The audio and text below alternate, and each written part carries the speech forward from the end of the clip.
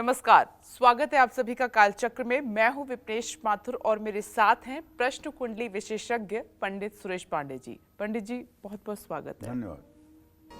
पंचदेवों को कौन से फूल, कौन सी पत्तियां, कौन से फल चढ़ाने से बिगड़ जाता है काल, बिगड़ जाती है किस्मत और बिगड़ जाते हैं ग्रह, जानने के लिए देखिए कालचक्र। जी हाँ, अगर आप भी भगवान की पूजा करते हुए बिना सोचे समझे कभी भी कहीं भी और कोई भी फूल या पत्तियां पंचदेवों को चढ़ाते हैं तो आपको सावधान अब हो जाना चाहिए, क्योंकि ऐसा करना जहां आपके भाग्य को कमजोर करता है वहीं आपकी पूजा को सफल भी नहीं होने देता। पंचदेवों की पूजा करने और उन्हें फूल पत्तियां चढ़ाने के कुछ नियम और सावधानियां हमारे शास्त्रों में बताई गई हैं। बस वही सारी बातें पंडित जी आज आपको कालचक्र में बताने वाले हैं। साथ ही पंचदेवों को कौन से फूल और पत्तियां बेहद प्रिय होते हैं और किन फूलों से पंचदेवों की पूजा बिल्कुल नहीं करनी चाहिए, ये भी आज पंडित जी आपको विस्तार से बताएंगे। और इसके अलावा हमेशा की तरह अगर आपके मन में कोई भी सवाल आता है, कुछ भी आप पंडित जी से पूछना चाहते हैं, तो आपको हमें फ़ोन करना है। हमारा नंबर आप नोट कर लें। हमारा नंबर है 012066522411। और आइए आज की अपनी खास चर्चा की शुरुआत करते हैं। कालचक्र में पंचदेवों और उनकी पूजा विधि के बारे में पंडित जी आपको पहले भी बहुत बार बता चुके हैं, लेकिन आज कालचक्र में पंडित जी आपको पंचदेवों को चढ़ने वाले फूल और पत्तियों के बारे में बताएंगे। तो चलिए सबसे पहले बात करते हैं भगवान गणेश की। गणेश जी की पूजा उपासना करते हुए हमें कौन से फूल और पत्तियां उन्हें अर्पण करने चाहिए और वो कौन से फूल हैं जिन्हें भगवान गणेश को भूलकर भी नहीं चढ़ाना चाहिए, ध्यान से सुनिएगा पंडित जी को। पंडित जी, भगवान गणेश सर्वप्रथम है, सबसे पहले वही पूजे जाते हैं। तो जब हम उनकी उपासना करें, पूजा करें, कोई भी फूल चढ़ाएं, फल चढ़ाएं, तो किन बातों का ध्यान रखें?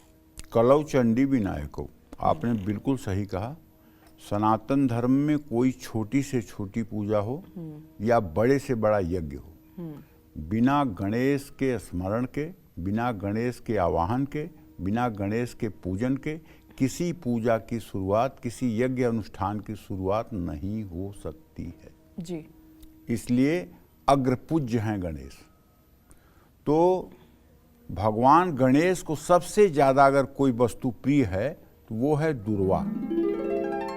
दुर्वा को दूब घास भी कहते हैं। दुर्वा का अंकुर, दुर्वांकुर, ये सबसे ज्यादा गणेश जी को प्रिय है। ऐसे में भगवान गणेश को सफेद या हरी दुर्वा चढ़ानी शुभ होती है। हरी दुर्वा तो प्रायः मिल जाती है, सफेद दुर्वा मुश्किल से मिलती है। सफेद दुर्वा दुर्वा ही होती है, लेकिन उसका रंग एकदम सफेद होता है। और हरी दुर्वा तो आपको हर पार्क में मिल जाएगी, हर जगह मिल जाएगी, लेकिन सफेद दुर्वा बहुत कम मिलती है, लेकिन मिलती है, ऐसा नहीं कि मिलती नहीं है। दुर्वा के आगे वाले भाग में 3 या 5 पत्तियां अगर हों तो निश्चित मानिए कि आपकी मनोकामना पूरी करने में ये सहायक है। भगवान गणेश को बेलपत्र भी आप अर्पित कर सकते हैं।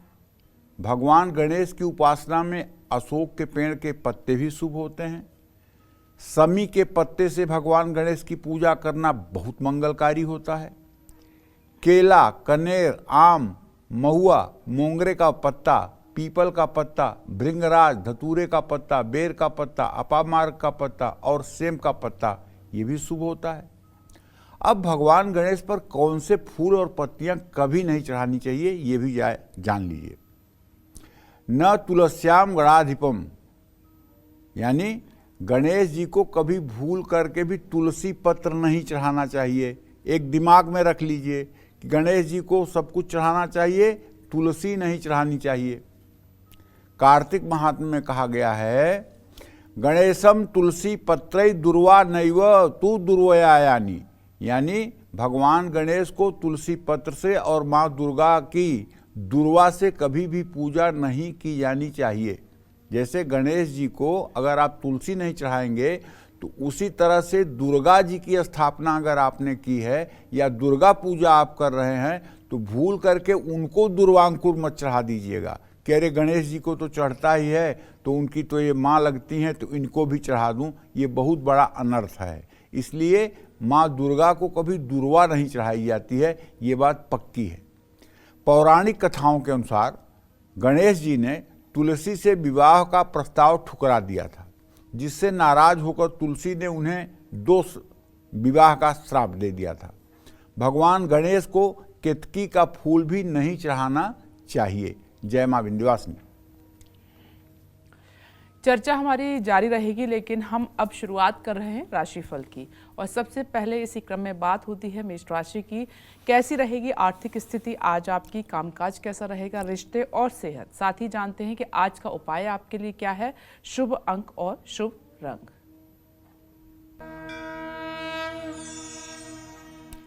देखिए, यदि आपकी मेष राशि है तो अच्छी बात तो यह है कि आपके लग्न में बृहस्पति विद्यमान है, लेकिन बुरी बात यह है कि आपके पंचम भाव का स्वामी व्यय भाव में सूर्य बैठा हुआ है।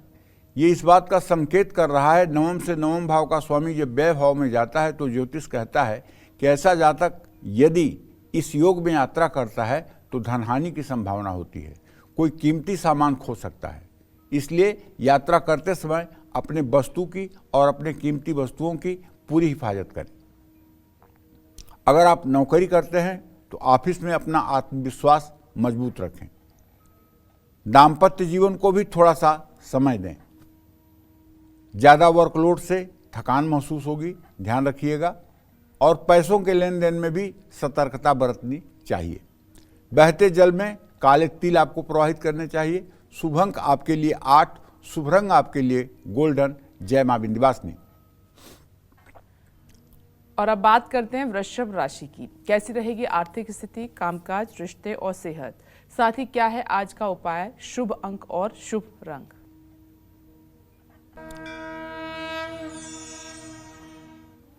देखिए, वृषभ राशि में उच्च का चंद्रमा है कि तो क्या पूछना है वृषभ राशि के जातकों को। जब उच्च का चंद्रमा ही उनके इस समय राशि में विराजमान है तो आज आप कोई डिसीजन लेंगे, वो डिसीजन आपका 100% सही होगा। और ख़ास करके अगर कोई व्यावसायिक डील आप कर रहे हैं तो उसमें निश्चित रूप से आपको बड़ा लाभ मिलने वाला है। लेकिन ध्यान रखिएगा, अगर आपकी वृषभ राशि है तो कहीं ओवर कॉन्फिडेंस में आकर के आप अपने ऑफिस के काम को पेंडिंग मत करिएगा, उसे निपटाने की पूरी कोशिश करिएगा। वैवाहिक जीवन आपका खुशहाल रहेगा। हाँ, हल्का फुल्का पाचन से जुड़ी समस्या हो सकती है, डाइजेशन से जुड़ी समस्या हो सकती है। किसी से कोई गलत कमिटमेंट बिल्कुल ना करें। भगवान सूर्य को जल चढ़ाएं। शुभ अंक आपके लिए 6 है, शुभ रंग आपके लिए लाल है। जय मां विंध्यवासिनी। डिस्कशन को आगे बढ़ाएं उससे पहले एक दर्शक हमारे साथ मौजूद हैं, दिल्ली से भागीरथ हैं। स्वागत है आपका कालचक्र में। आप अपना प्रश्न पंडित जी से पूछ सकते हैं। जी भागीरथ जी, सवाल कीजिए पंडित जी से। पंडित जी नमस्कार। हाँ नमस्कार, क्या नाम है आपका? मैं थोड़ा प्रश्न बता। मेरा उम्र 57 मतलब 57 ईयर्स हो गया। क्या तो नाम है आपका? भगीरथ मंडल। जी भगीरथ जी, बताइए क्या जानना चाहते हैं? मेरा ये है पंडित जी, मैं इलेक्ट्रिकल डोमेस्टिक हाउस वायरिंग का काम करता था ठेकेदारी में। मेरा इस टाइम बिल्कुल काम धंधा कम हो गया, ना कि बराबर हो गया। और क्या काम करूं जो मेरा सफलता हो। मेरा उम्र हो गया 57 ईयर। और देखिए, आपने जो प्रश्न किया है, प्रश्न के आधार पर बुध और बृहस्पति दोनों ग्रहों की स्थिति इस समय द्वितीय द्वादश की बनी हुई है। आपको चाहिए, बहुत दिनों तक आपने इलेक्ट्रिक का काम कर लिया और बहुत अच्छा भी किया और आपने अपने उत्तरदायित्व का ठीक से निर्वाह भी किया। अब आपको चाहिए कि आप जो है इलेक्ट्रॉनिक से संबंधित सामानों के खरीद और बिक्री का काम शुरू करिए। इसमें आपको सफलता मिलेगी, इसमें आपको कोई संकट नहीं आएगा और आपका ये काम काफ़ी दिनों तक चलता भी रहेगा। आगे बढ़ते हैं, बात करते हैं माँ दुर्गा की पूजा में इस्तेमाल होने वाले फूल और पत्तियों की। माँ दुर्गा को कौन से फूल चढ़ाने से आर्थिक संकटों से मुक्ति मिलती है, मनोकामना पूरी होती है और माँ का आशीर्वाद सदैव मिलता रहता है। साथ ही वो कौन सी फूल पत्तियां हैं जिन्हें माँ दुर्गा को कभी नहीं भूलकर भी चढ़ाना चाहिए, पंडित जी जानते हैं। तो पंडित जी, जब माँ दुर्गा की हम उपासना करते हैं तो फिर तब किन बातों का ख्याल रखें, चाहे वो फूल हों, पत्तियां हों, फल हों? पहली बात तो ये जान लो,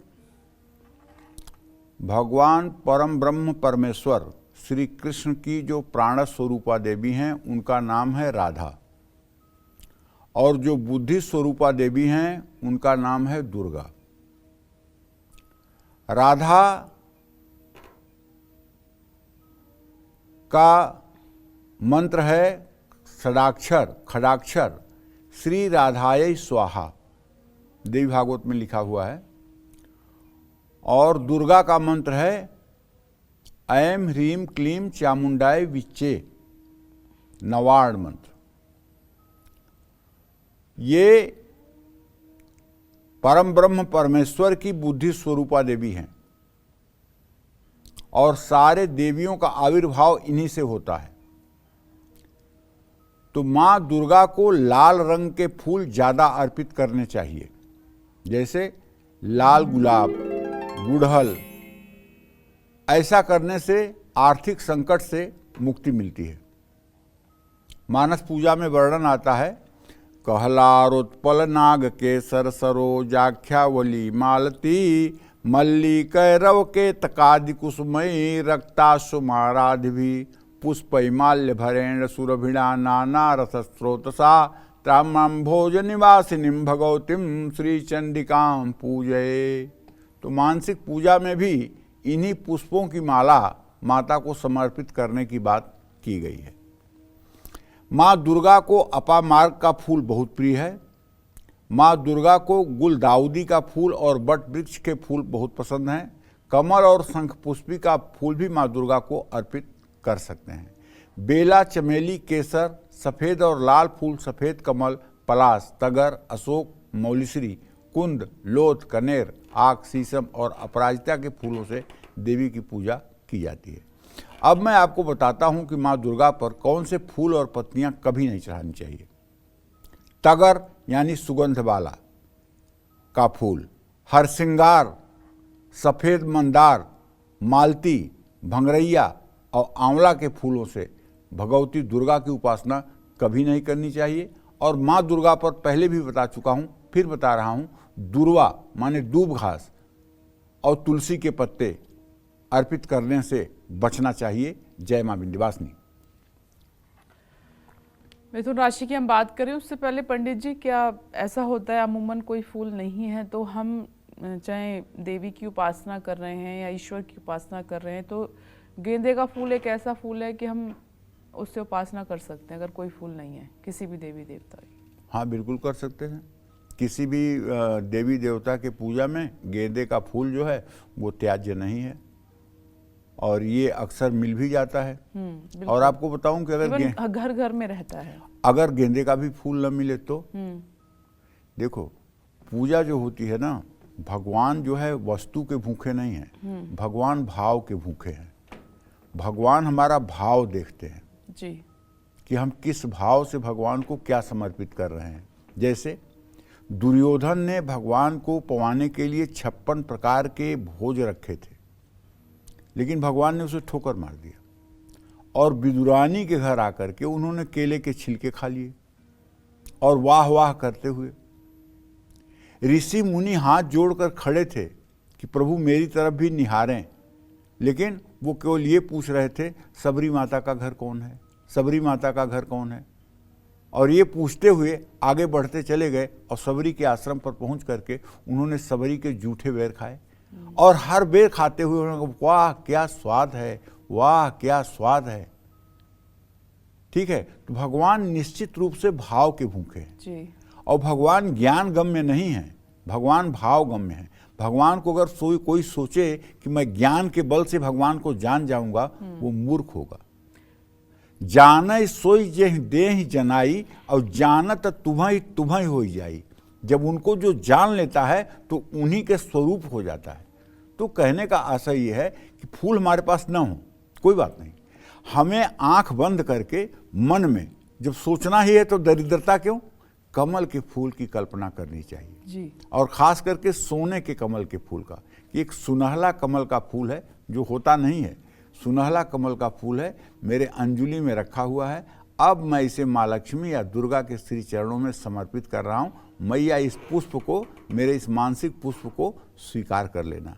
और ऐसा भाव बनाते हुए जब वो पुष्प हम अर्पित करते हैं तो एकदम जिंदगी संवर जाती है और हमारा मानसिक पूजन माता साक्षात स्वीकार कर लेती हैं। इसमें कोई दो राय नहीं है। जय मां विंध्यवासिनी। ये सवाल मैंने पंडित जी से इसलिए पूछा कि वैसे तो अगर आप सक्षम हैं और चयन कर सकते हैं फूलों का, फल का, पत्तियों का, तो बिल्कुल पंडित जी जैसा बता रहे हैं वैसा ही करें देवी देवताओं के अनुसार। लेकिन अगर नहीं है और आपको फूल चढ़ाना है तो कुछ जैसे गेंदे का फूल है, हर पूजा में इस्तेमाल हो सकता है, तो आप कर सकते हैं। बाकी अपनी अंजलि में आप कमल के फूल की उपासना की बात कर रहे हैं, इसका भी इस्तेमाल कर सकते हैं। तो अब मिथुन राशि की बात कर लेते हैं। आज का पूरा दिन आपका कैसा रहने वाला है, जानते हैं।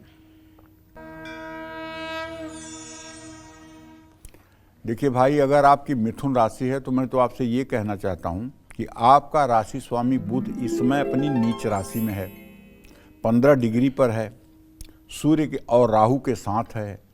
ऐसे में अगर आपका व्यवसाय पार्टनरशिप में है, साझेदारी में है, तो अगर आप अनबन की स्थिति पैदा करेंगे तो नुकसान दोनों लोगों का होगा। इसलिए आज अनबन ना हो तो शायद आपके लिए अच्छा होगा। लेकिन अगर आप नौकरी करते हैं तो आप विश्वास मानिए आपकी तरक्की होगी। परिवार के साथ घूमने का प्लान भी बनेगा। लेकिन ध्यान रखिएगा, अगर आप गुस्सा करेंगे ज़्यादा तो इससे आपकी ही सेहत खराब होगी, सामने वाले का कोई नुकसान नहीं होगा। सेहत आपकी खराब होगी, ब्लड प्रेशर आपका फ्लक्चुएट करेगा और परेशानी आपको बढ़ेगी। किसी से व्यर्थ का वाद विवाद बिल्कुल ना करें। गणेश वंदना से लाभ होगा। शुभ अंक आपके लिए 2 है, शुभ रंग आपके लिए नारंगी है। जय मां विंध्यवासिनी। और कर्क राशि की हम बात करेंगे, लेकिन दर्शक इस बीच फोन लाइन पर मौजूद हैं। सुरेंद्र जी, स्वागत है आपका कालचक्र में। अपना सवाल पंडित जी से पूछिए। और कहां से बात कर रहे हैं आप? सुरेंद्र जी, स्वागत है कालचक्र में। प्रश्न कीजिए पंडित जी से। उनसे संपर्क हमारा नहीं हो पा रहा है। हम चाहेंगे सुरेंद्र जी आप दोबारा से कोशिश करें। लेकिन इस बीच एक और दर्शक गुजरात से वंदना जी जुड़ गई हैं। स्वागत है आपका, पूछिए अपना सवाल पंडित जी से। वंदना जी। जी प्रणाम पंडित जी। हाँ, सदा सुखी रहिए। जरा जोर से बोलो वंदना जी, मेरे बेटे के लिए सवाल है। उसका जन्म है 5 नवंबर 2004 मुंबई ठाणे जिले में। जी। ठाणे जिले में उसका हुआ है, मुंबई ठाणे जिले में जन्म हुआ है 2004 में। वो कानपुर IIT से मैकेनिकल इंजीनियरिंग कर रहा है।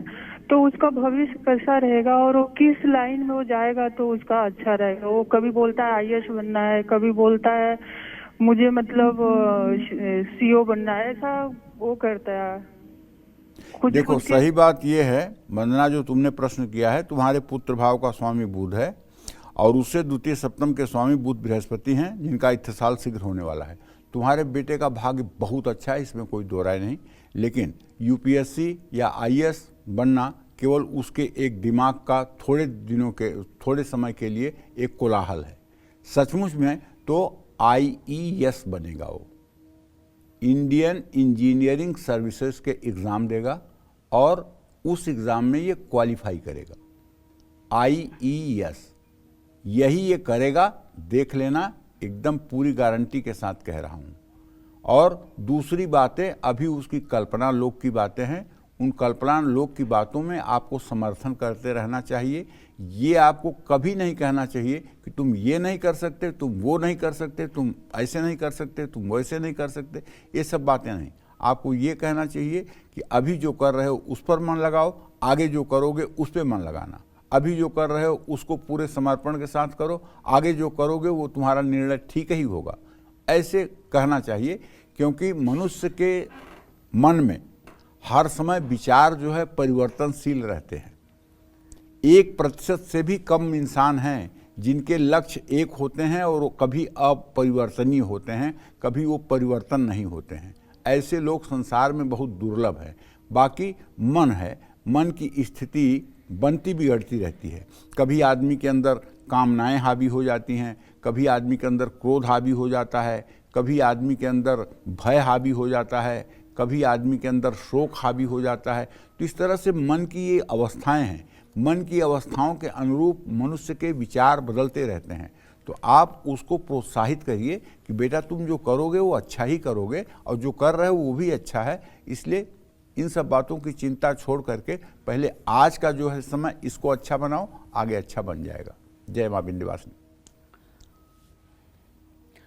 और अब इंतजार खत्म हो गया है कर्क राशि वाले जातकों का। बात करते हैं आपकी कैसा रहेगा पूरा दिन, जानते हैं। देखिए, कर्क राशि के जातकों को बताना चाहूंगा कि आपका राशि स्वामी चंद्रमा इस समय अपनी उच्च राशि में है। बहुत अच्छा है ना। हाँ, और वो भी आमदनी के स्थान में। तो कारोबार में आज आपके बढ़ोतरी होगी और खूब बढ़िया बचत भी होगी। अगर आप नौकरी के लिए कहीं अप्लाई किए हैं तो आपको कॉल आ सकती है। आपका व्यवहार रिश्तों में सुधार लाएगा। खान पान पर ध्यान दीजिए, स्वास्थ्य अच्छा रहेगा। बड़े बुजुर्गों का सम्मान करिए, जरूरतमंदों में कंबल दान करिए। शुभ अंक आपके लिए 3 है, शुभ रंग आपके लिए सफेद है। जय मां विंध्यवासिनी। आज कालचक्र का विषय बेहद खास और जानकारी से भरा है, क्योंकि आज कालचक्र में पंडित जी आपको पंचदेवों को चढ़ने वाले फूल और पत्तियों के बारे में बता रहे हैं। तो चलिए अपनी चर्चा को आगे बढ़ाते हुए बात करते हैं देवों के देव महादेव की। महादेव की पूजा हमें किन फूल पत्तियों से करनी चाहिए, और वो कौन से ऐसे फूल और पत्तियां हैं जिन्हें शिवलिंग पर चढ़ाने से शिव नाराज हो सकते हैं, आइए जानते हैं। पंडित जी, हम बात कर रहे हैं महादेव की, तो बहुत सावधानी बरतने की ज़रूरत होती है उनकी पूजा में।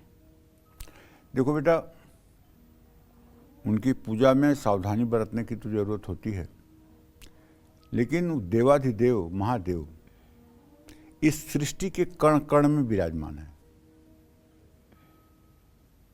जो चीज़ें उन्हें नहीं चढ़ाई जाती हैं, तो उन्हें ईश्वर कहें या भगवान? ईश्वर और भगवान में कोई अंतर नहीं है, लेकिन वो देवों के देव हैं, इसलिए वो महादेव हैं। मैं एक बात यहाँ पूछना चाहती हूँ आपसे। कहते हैं जिन्होंने सृष्टि की रचना की है उनको ईश्वर कहा जाता है, और भगवान तो धरती पर किसी रूप में आए हैं, माता पिता के रूप में भी आए हैं, किसी न किसी रूप में आए हैं। वो अवतार होता है। वो अवतार होता है जी, वो अवतार होता है। ईश्वर अवतार लेते हैं, और जो रचना करते हैं सृष्टि की, वो दिखावे में ब्रह्मा करते हैं, और सृष्टि का पालन दिखावे में विष्णु करते हैं, संहार शिव करते हैं। लेकिन ये तीनों शक्तियां एक ही हैं। जब इन्हें सृजन करना होता है तो ब्रह्मदेव बन जाते हैं, और जब इन्हें पालन करना होता है तो ये विष्णु बन जाते हैं, जब इन्हें संहार करना होता है तो ये शिव बन जाते हैं। इनमें भेद नहीं करना चाहिए। ये सचमुच में एक ही स्वरूप है जो कई रूपों में भांस रहा है। जैसे बिजली है ना, तो बिजली एक तो लाइट दे रही है, दूसरा बिजली एसी का ठंडा हवा दे रही है, और तीसरा बिजली हीटर से गर्म हवा दे रही है। वही बिजली जैसे अनेक रूपों में भाषित है, उसी तरह से एक ही ईश्वर अनेक स्वरूपों में अनेक कार्यों को करता हुआ भाषित हो रहा है। इसलिए देवों के देव इन्हें महादेव सिर्फ इसलिए कहा जाता है, जगत के हित में, संसार के हित में जब हलाहल निकला, जहर निकला समुद्र से, तो उस जहर को कोई स्वीकार नहीं करना चाहता था। उसको भगवान शिव ने धारण किया। जगत के हित में जो जहर पीना जानता है वो महादेव होगा, जगत के हित में। इसी तरह से आज भी संसार की पीड़ा को जो अपने में समेट सकता है, संसार की पीड़ा को जो खुद सहन करके संसार को सुख दे सकता है, वो भी मनुष्यों में महामानव ही कहा जाएगा। और जो लोग सिर्फ अपने लिए जीते हैं, अपने दुख सुख के लिए जीते हैं, वो सामान्य ही रहेंगे, वो कभी महामानव नहीं बन सकते। तो इसलिए देवों में देव महादेव हैं, और इनका अलग संविधान है। जो भी धर्मराज या यमराज के संविधान हैं, वो शिव और शिव भक्तों पर लागू नहीं होते।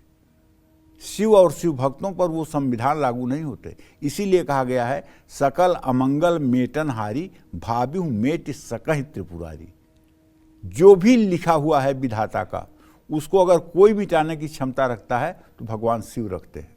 और उसके लिए उन्हें संविधान में 2/3 बहुमत की जरूरत नहीं है। जी उनकी इच्छा ही 2/3 बहुमत है। जी ना ब्रह्मदेव की स्थिति है कि उनसे बात कर पाए, ना धर्मराज की स्थिति है, ना यमराज की स्थिति है कि कोई उनसे ये पूछे कि आपने ये क्यों किया। क्यों तो उनसे कोई कर ही नहीं सकता है। इसलिए महादेव देवों के देव है। देवों के देव महादेव का मंदार का फूल, जिसको आंकड़ा भी कहते हैं, सफेद बेला, ये बहुत प्रिय है। शिवलिंग पर अकवन भी जिसको कहते हैं, सफेद मंदार की मंजरी चढ़ाने से सोना दान करने के बराबर पुण्य फल प्राप्त होता है। आग के फूल से ज्यादा असरदार शिवलिंग पर एक कनेर का फूल अर्पित करना है। कनेर के फूल से भी ज्यादा प्रभावशाली शिवलिंग पर बेलपत्र चढ़ाना है। बेलपत्र से भी ज्यादा शिवलिंग पर गुमा फूल या द्रोण पुष्प चढ़ाना है। गुमा फूल से भी ज्यादा शुभ प्रभाव देता है शिवलिंग पर चढ़ा अपामार्ग का फूल। अपामार्ग से भी ज्यादा असरदार है कुशा का फूल। 1000 कुश के फूलों से भी बढ़कर प्रभावशाली है शिवलिंग पर चढ़ा हुआ एक समी का पत्ता। और 1000 समी के पत्तों से भी ज्यादा असरदार है भगवान शिव पर चढ़ा एक नील कमल का पत्ता। नील कमल से भी ज्यादा असरदार है एक धतूरा। और 1000 धतूरे से भी ज्यादा चमत्कारी होता है शिवलिंग पर चढ़ा हुआ समी का एक फूल। भगवान शिव पर नील कमल का फूल अर्पित करना सबसे ज्यादा शुभ माना जाता है। कदम्ब और धतूरे के फूलों से भगवान शिव की पूजा करने से सिद्धियां प्राप्त होती हैं। देवी पुराण में लिखा है कि भाद्रपद मास में कदम्ब और चंपा के फूलों से भगवान शिव की पूजा करने से सभी मनोकामनाएं पूरी होती हैं। भगवान शिव पर कौन से फूल और पत्तियां कभी नहीं चढ़ानी चाहिए, अब ये भी जान लीजिए। भगवान शिव पर केवड़े का फूल कभी अर्पित नहीं करना चाहिए। तुलसी के पत्ते, पीले कनेर, शंख का जल, नारियल का पानी, केवड़े का फूल, केतकी का फूल, जूही के फूल, ये सब वस्तुएं भगवान शिव पर अर्पित नहीं करनी चाहिए। ये ध्यान रखने योग्य बात है। जय मां विंध्यवासिनी। और अब बात करते हैं सिंह राशि की। जानते हैं कि आज का आपका पूरा दिन कैसे बीतेगा।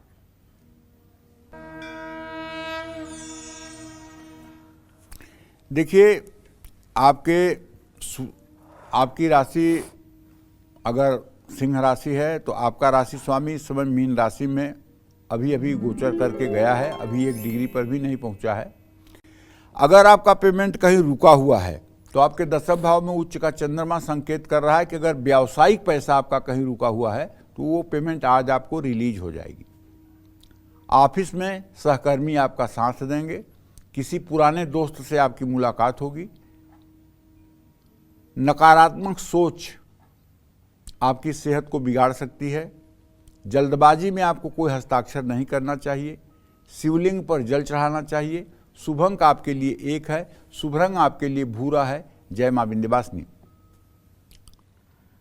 और अब बात करते हैं जगत के पालनहार यानी भगवान विष्णु की। भगवान विष्णु की पूजा करते समय हमें किन फूल पत्तियों का प्रयोग करना चाहिए और साथ ही भगवान विष्णु की पूजा में कौन से फूल अर्पित नहीं करने चाहिए, पंडित जी आपको बता रहे हैं। पंडित जी, भगवान विष्णु की पूजा के बारे में बताइए। भगवान विष्णु का सिर्फ और सिर्फ एक बार मन में ध्यान कर लेने से संसार के सारी अशुद्धियां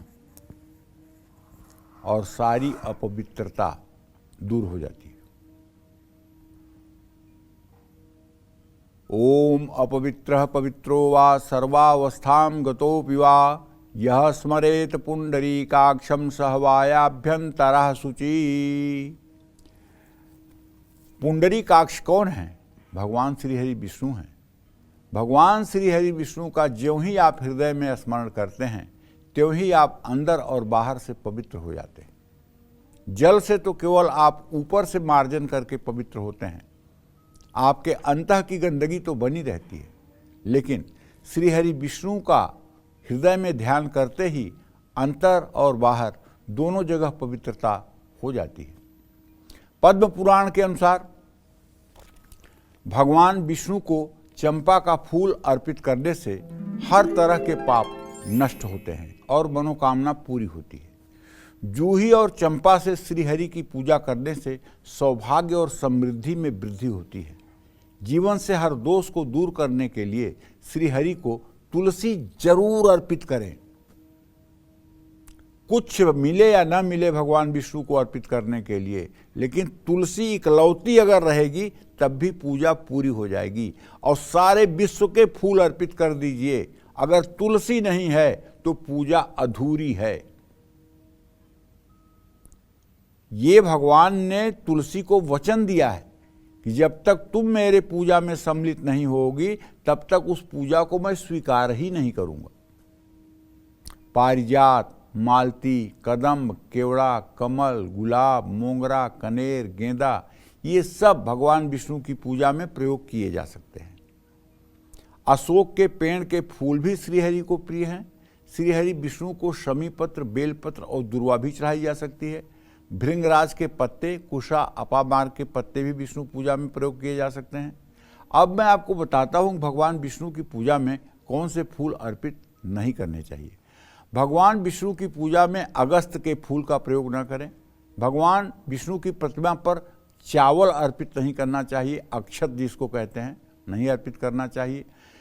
सफ़ेद मंदार के फूल, धतूरे के फल, ये भी भगवान श्री हरि विष्णु को भूल कर नहीं चढ़ाने चाहिए। भगवान विष्णु को सफ़ेद मंदार और गूलर का फल ये भी नहीं चढ़ाना चाहिए। इन सब बातों का ध्यान रखना चाहिए। जय मां विंध्यवासिनी। और अब बात करते हैं कन्या राशि की। जानते हैं आज का आपका पूरा दिन कैसा रहने वाला है।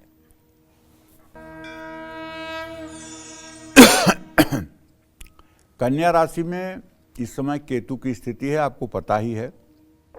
आपके 10वें भाव का स्वामी बुध है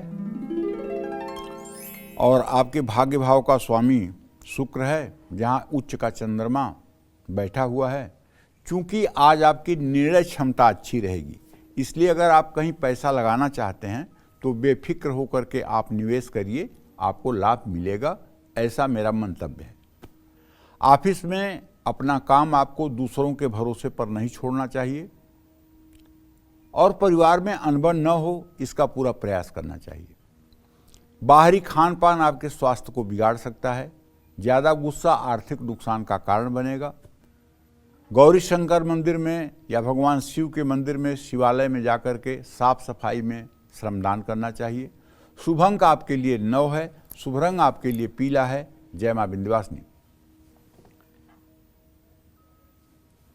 और अब जानने वाले हैं हम कि तुला राशि के जो जातक हैं उनका भाग्य आज कितना साथ देगा उनका।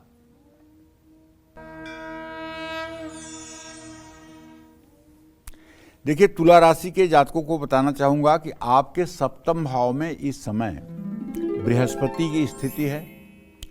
आपके 5वें भाव में शुक्र और शनि की स्थिति है और चंद्रमा आपके मृत्यु भाव में है। तो चतुर्थ भाव में जो उच्च का मंगल है, मंगल भूमि भवन का मालिक है। तो अगर आप प्रॉपर्टी डीलर हैं तो आज पक्का कोई न कोई बड़ा डील आप करेंगे, जिससे आपको खूब धन लाभ होगा। ऑफिस में आपको नई जिम्मेदारियां मिल सकती हैं। घर में मेहमान आ सकते हैं। सिर का दर्द आपको परेशान कर सकता है। उधार के लेन देन से बचना चाहिए। पीपल के नीचे सरसों के तेल का दिया जलाना चाहिए।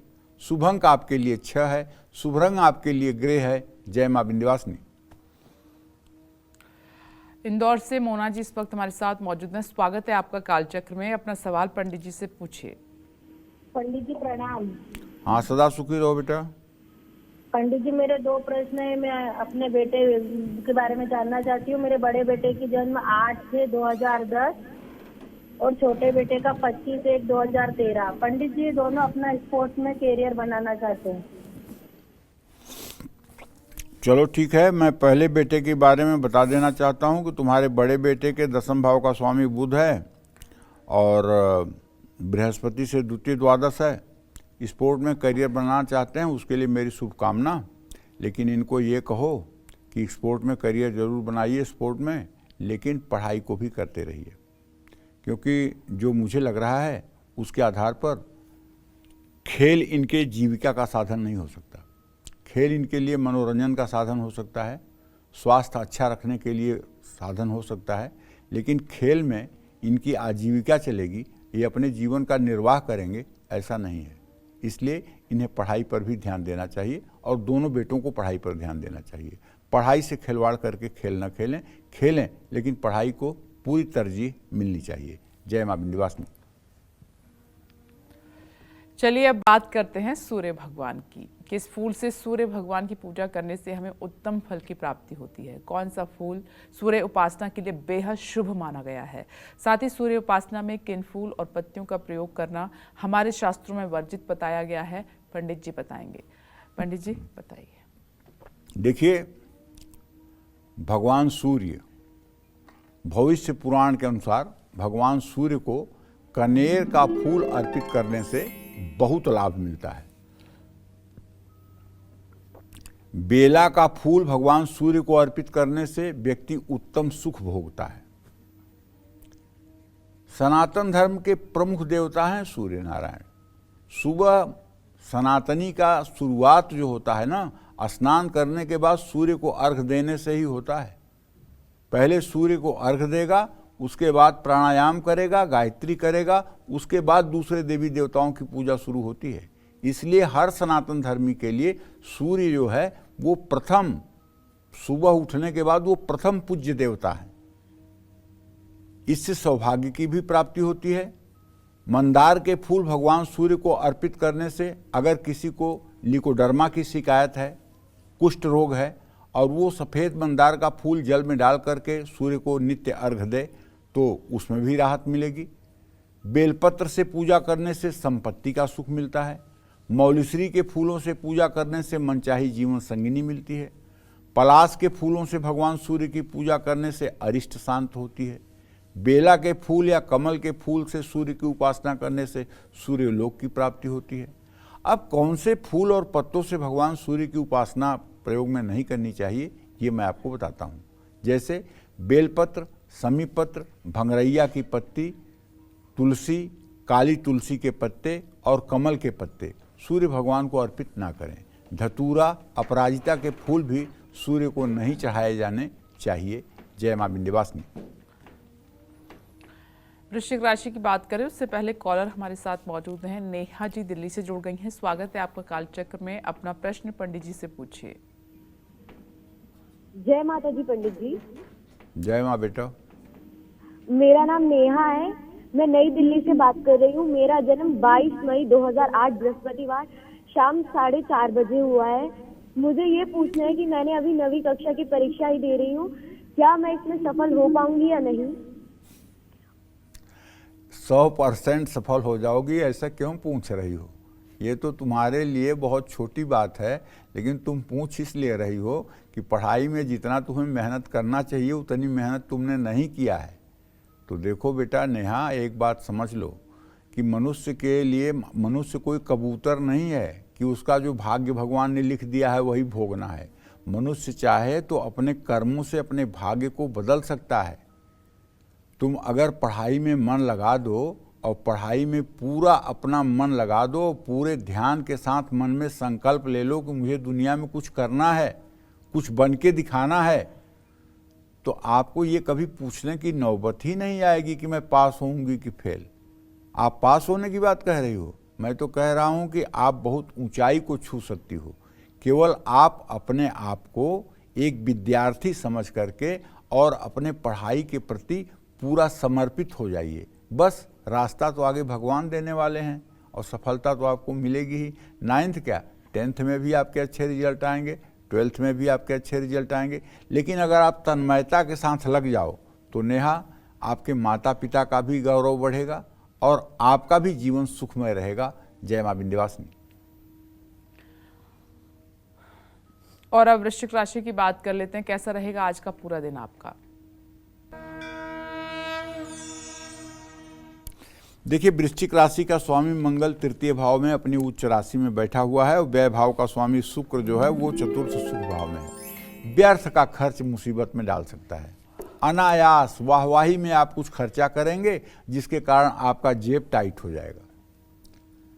अगर नौकरी बदलना चाहते हैं तो निर्णय लीजिए, ये समय आपके लिए अच्छा है। बच्चों से शुभ समाचार मिलेगा। आंखों से जुड़ी कोई समस्या हो सकती है। किसी लंबी यात्रा पर जाने से आपको बचना चाहिए। माँ लक्ष्मी को कमल का फूल अर्पित करना चाहिए। शुभ अंक आपके लिए 5 है। शुभ रंग आपके लिए आसमानी है। जय माँ विंध्यवासिनी। चलिए अब बात करते हैं धनु राशि की। क्या कहता है धनु राशि वालों का आज का राशिफल, कैसा रहेगा आज का पूरा दिन आपका, जानते हैं।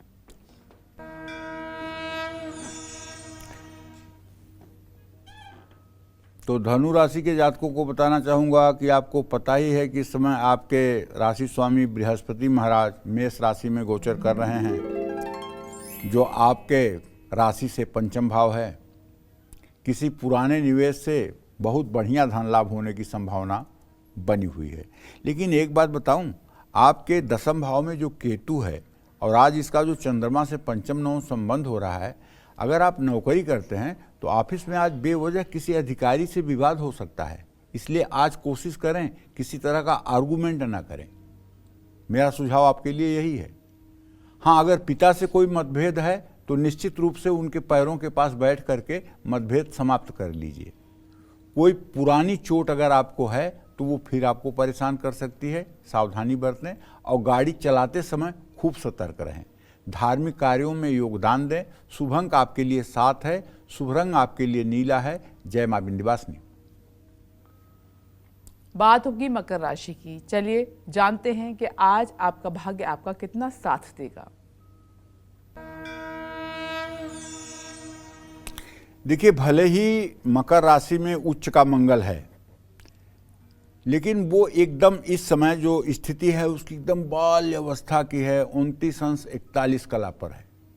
तो मैं आपसे ये कहना चाहूँगा कि आज किसी नई योजना में अगर आप कुछ पैसा लगाने की सोच रहे हैं तो उसमें आपको नुकसान जरूर हो जाएगा। इसलिए कम से कम 2-3 दिन तक आपको रुकना चाहिए। अगर नौकरी करते हैं तो अब स्थानांतरण का योग बन रहा है। परिवार में मान सम्मान बढ़ेगा। ज्यादा भाग दौड़ सेहत को बिगाड़ सकता है। और सबसे बड़ी बात आपको मैं ये कहना चाहूँगा, अगर आपकी मकर राशि है तो चतुर्थ भाव का बृहस्पति संकेत कर रहा है पुरानी गाड़ी खरीदने में जल्दबाजी मत करिएगा। और यदि आपके विवाह नहीं हो रहा है, विवाह योग्य आप हैं, तो 2 चुटकी हल्दी डाल करके उसी पानी से नहाइएगा। शुभ अंक आपके लिए 2 है। शुभ रंग आपके लिए नारंगी है। जय मां विंध्यवासिनी। कुंभ राशि की हम बात करेंगे, लेकिन मीना जी मेरठ से जुड़ गई हैं। स्वागत है आपका कालचक्र में। अपना प्रश्न पंडित जी से कीजिए। मीना जी। हेलो। हाँ मीना बोलो। हाँ, मैं प्रणाम पंडित जी। खुश रहो। मैं सूरत से बोल रही हूँ। अच्छा ठीक है, सूरत से बोलो। मेरे 2 पुत्र हैं। मैं दोनों के फ्यूचर के बारे में जानना चाहती हूँ। कितने साल के हैं दोनों बेटे? तो बड़ा लड़का का जन्म है 2000 अक्टूबर 2001। अच्छा। 3 के 2:35 जी। बिहार का जन्म है, बेगूसराय का। और छोटे का जन्म है 24 नवंबर 2002। उसका भी बिहार का जन्म है। चलो मीना जी, आपके पुत्रों के बारे में मैं ये देख पा रहा हूँ कि आपके पंचम भाव का स्वामी बृहस्पति है, जो अपने भाव को देख रहा है। आपका बड़ा बेटा बहुत ही अच्छा, बहुत ही संस्कारित और बहुत ही लायक है। वो अपनी सारी जिम्मेदारियों को और सारी मर्यादाओं को पूर्ण करेगा, इसमें कोई संशय नहीं है। और आपका छोटा बेटा जो है वो शनि से प्रभावित है। वो थोड़ा चंचल होगा, थोड़ा गुस्सैल होगा, थोड़ा तेज तर्रार होगा, लेकिन टेक्निकल कामों में उसकी बहुत रुचि होगी। तकनीकी कार्यों में वो बहुत सफलता प्राप्त करेगा। आपके दोनों बेटे अलग अलग क्षेत्र में अपने जीवन में सफल रहेंगे।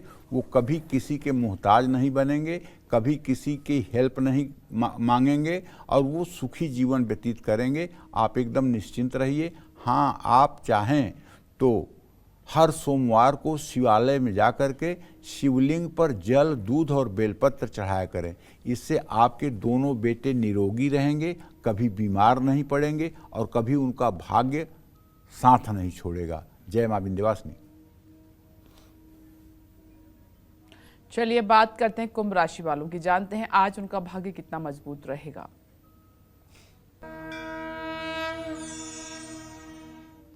देखिए, कुंभ राशि में इस समय शुक्र शनि की स्थिति है।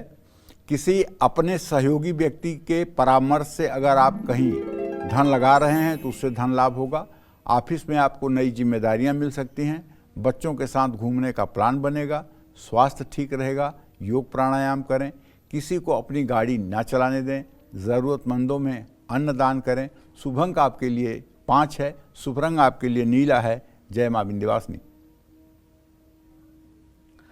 चलिए अब बारी आ गई है आज के हमारे ईमेल लकी ईमेल कुंडली विजेता की। आज के हमारे कुंडली विजेता हैं बिजनौर यूपी के रहने वाले हर्ष कुमार, और इन्होंने ईमेल के जरिए अपने भविष्य के बारे में पंडित जी से जानना चाहा है।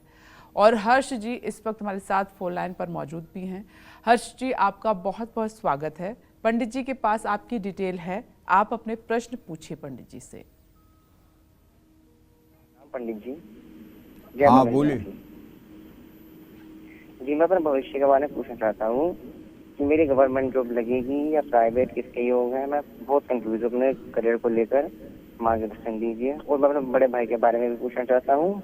उनकी एज 25 साल है, उनके करियर कैसा रहेगा। चलिए पहले तो आपके बारे में ही बता देता हूँ। आपके बारे में ये जान लीजिए कि आप कन्या लग्न में और कर्क राशि में पैदा हुए हैं। और सरकारी नौकरी तो बहुत दूर की बात है। सरकारी नौकरी के बारे में तो सोचिए भी मत। केमिकल और दवा से जुड़ा कोई कारोबार करने की बात सोच लीजिए, उसमें आपको सफलता मिल जाएगी। और ज़्यादा विलम्ब मत करिए, अब कुछ करने की कोशिश करिए, क्योंकि अब आप 23 साल के जो है होने वाले हैं और कम उम्र में ही आपके कमाने का योग शुरू हो रहा है। और जहाँ तक आपने अपने बड़े भाई के बारे में पूछा है, तो आपके एकादश भाव में चंद्रमा की स्थिति है और बृहस्पति उससे द्वितीय द्वादश है। तो कहने का मतलब कि बड़े भाई को थोड़ा सा स्ट्रगल जरूर करना पड़ेगा करियर के लिए। और आपकी आर्थिक स्थिति की हालत ये है, अभी आपकी आर्थिक स्थिति ठीक नहीं है। आगे चल करके आपकी आर्थिक स्थिति में व्यय सूर्य आपके धन भाव में बैठा हुआ है, जो जल्दी धन का संचय नहीं होने देगा। जिम्मेदारियां आप पर बहुत ज़्यादा हैं, इसलिए आपको रोज़ सूर्य को जल देना चाहिए, आदित्य हृदय स्त्रोत का पाठ करना चाहिए। इससे आपकी आर्थिक स्थिति ठीक होगी। जय मां विंध्यवासिनी। एक और दर्शक इस वक्त हमारे साथ मौजूद हैं फोन लाइन पर। अभी पंडित जी ईमेल कुंडली विजेता से बात कर रहे थे, अब हनुमानगढ़ से एक दर्शक मौजूद हैं। स्वागत है आपका कालचक्र में। पहले अपना नाम बताएं और फिर सवाल पंडित जी से पूछें। नमस्कार पंडित जी, मेरा नाम ईश्विंदर है। मैं हनुमानगढ़ राजस्थान से बोल रहा हूँ। मेरी डेट ऑफ बर्थ है 4 फरवरी 2006 सुबह के 7:30 बजे। पंडित जी, मुझे अपने बारे में पूछना है। मैं सीए की तैयारी कर रहा हूँ, क्या मैं इसमें कामयाब होऊंगा? क्या मेरे लिए ये सही ऑप्शन है करियर के लिए? मेरा भविष्य कैसे रहेगा? किस चीज की तैयारी कर रहे हो? सीए की। हाँ, सीए की। सीए की। देखो बेटा, ऐसा है कि बुध इस समय नीच राशि में बैठा हुआ है। जो स्थिति चल रही है उसके आधार पर आपको बता रहा हूँ। और सूर्य इस समय 0 डिग्री पर जो है विद्यमान है और अभी 1 अंश भी वो नहीं चला है। ऐसे में सीए की तैयारी तो आप उचित है कर रहे हैं, लेकिन अगर आप सीए करेंगे तो कम से कम आपको बहुत समय लगेगा, 8-9 साल लग जाएगा आपको सीए करने में।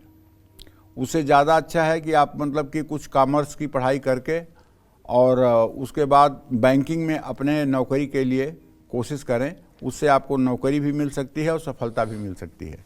सीए आप बन सकते हैं, लेकिन समय बहुत लगेगा और हो सकता है कि तब तक आपका धैर्य छूट जाए और अधूरे पर ही आपका सीए, अनकम्प्लीट ही आपका सीए छूट सकता है। जय मां विंध्यवासिनी। वो कौन सी ऐसी आदतें हैं जिनसे राहु रूठ जाते हैं और फिर उनका प्रकोप हमें झेलना पड़ता है? साथ ही किन उपायों से मान जाएंगे राहु और देंगे शुभ फल? आइए पंडित जी से जानते हैं। पंडित जी बताएं। जो लोग सुबह उठने के बाद अपना बिस्तर अस्त व्यस्त छोड़ देते हैं, पूरे दिन जो लोग अपने बिस्तर गंदे और खराब रखते हैं उनका राहु अशुभ होना ही होना है। जो लोग अपने कमरे में कपड़े फैला कर रखते हैं उनका भी राहु और शनि दोनों खराब होते हैं। जो लोग कम उम्र में ही नशे के आदी हो चुके हैं, कहीं न कहीं राहु उनकी कुंडली में अशुभ स्थिति में होगा ही होगा और उसकी द्वितीय भाव पे दृष्टि होगी। अगर कोई लड़का 14-15 साल की उम्र से नशा कर रहा है तो उसकी कुंडली देख लीजिए, उसके कुंडली में राहु निश्चित रूप से वृश्चिक या धनु राशि का होगा और द्वितीय भाव पर उसकी दृष्टि होगी। जो लोग अपने घर में आए किसी भी व्यक्ति को पानी नहीं पूछते हैं उनका भी राहु खराब ही होता है। ऐसे लोगों के घर में बार बार अचानक संकट आता ही रहता है। राहु रूठ जाए तो जीवन में दुर्घटनाएं बढ़ने लगती हैं। जिन लोगों का राहु खराब होता है वो लोग बहुत झूठ बोलते हैं। ऐसे लोग गलत संगत और गलत कार्यों की तरफ आकर्षित होते चले जाते हैं। अपनी आदतें सुधारने और राहु से सुख पाने के लिए कुछ उपाय करना चाहिए, जैसे भगवान शिव की पूजा करें, रसोई में ही बैठकर भोजन करें, शरीर में पानी की कमी ना होने दें, गलत कार्यों से दूर रहें, अपनी संगत को ठीक रखें, किसी भी तरह का कोई भी नशा ना करें, झूठ छल और कपट से दूर रहें। जय मां विंध्यवासिनी। और अब बात करते हैं मीन राशि की। कितना रहेगा भाग्य आपका स्ट्रॉन्ग, जानते हैं।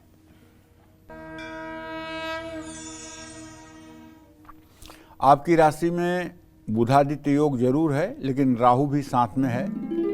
अगर देखा जाए तो आपके दसम भाव का स्वामी बृहस्पति दसम भाव को पूर्ण दृष्टि से देख रहा है, तो ये तो मैं कह सकता हूं कि नए कारोबार से आपकी आमदनी बढ़ेगी और ऑफिस में भी आपका दिन रोज की तरह सामान्य रहेगा।